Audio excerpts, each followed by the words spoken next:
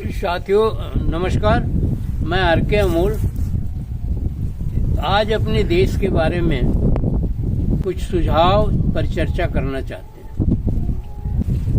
अपने देश में धर्म का काफी महत्व है और साथ ही साधु संतों, आचार्य, तमाम तरह के जो साधु संत हैं और उनका भी काफी महत्व है और इस देश के निर्माण में भी काफी योगदान है, ऐसा मेरा मानना है और है भी। बड़े बड़े महात्मा, बड़े बड़े सन्यासी, बड़े बड़े योगी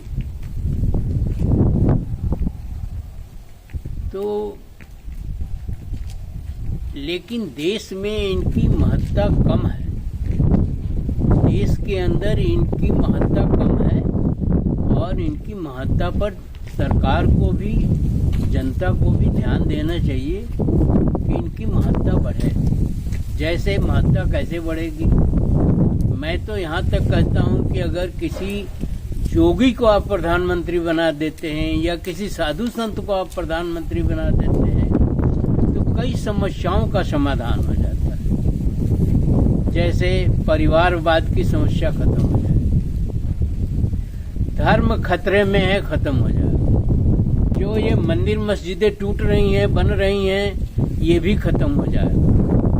शिक्षा के लिए इतने ज्यादा स्कूल और इतने ज्यादा बड़े बड़े विद्यालय खोलने की भी आवश्यकता नहीं रह जाएगी, क्योंकि शिक्षा तो वो देंगे ही देंगे। वो तो महान ज्ञानी हैं, सन्यासी हैं तो ज्ञानी हैं और वो आपको अच्छी शिक्षा देंगे जैसा वो सुझाएंगे।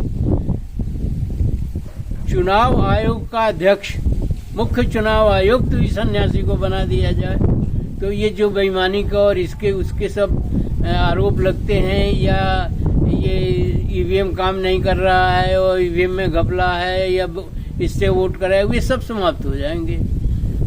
इवन सुप्रीम कोर्ट के जज को भी अगर जोगी कोई बना देते हैं तो वो कोई गलत फैसले नहीं आएंगे, फैसले सब सही रहेंगे।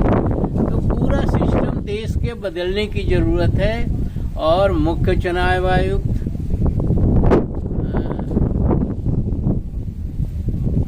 ऑडिटर जनरल, सुप्रीम कोर्ट के जज, हर कोर्ट के जजेज और विद्यालयों के प्रधानाचार्य, विद्यालयों में टीचर, इवन सरकारी विभागों में भी अगर ये साधु संत और योगी जो है काम करते हैं तो देश काफी उन्नति करेगा और काफी ऊंचाई पर जाएगा, ऐसा मेरा मानना है। तो इस पर तो वर्तमान सरकार को भी, जनता को भी, मेन तो जनता है।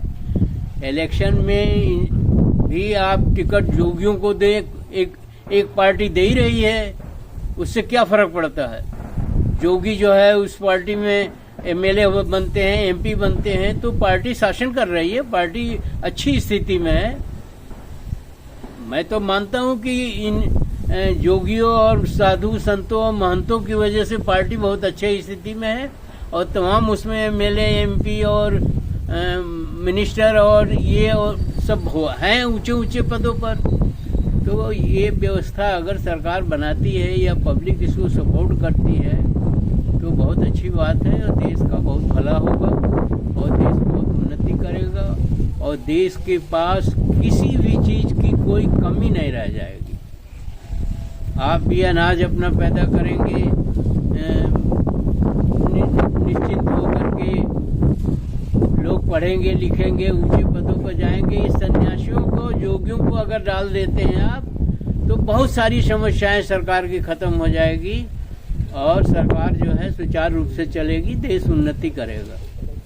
इस पर सरकार को भी विचार करना चाहिए, जनता को भी विचार करना चाहिए, जनता को भी मांग करनी चाहिए ताकि देश उन्नति कर सके और अच्छा स्थिति आ सके। यहाँ तक कि लेखपाल, तहसीलदार और ये जिले में का एडमिनिस्ट्रेशन भी साधु संतों और महंतों को दे देना चाहिए, वो बहुत बढ़िया तरीके से चलाएंगे और औरतों का भी ये ध्यान रखेंगे। औरतों से इनसे क्या लेना देना है। तो हम तो यही सुझाव देंगे। पब्लिक को भी ये सुझाव लाना चाहिए वर्तमान सरकार के पास, वर्तमान शासन के पास।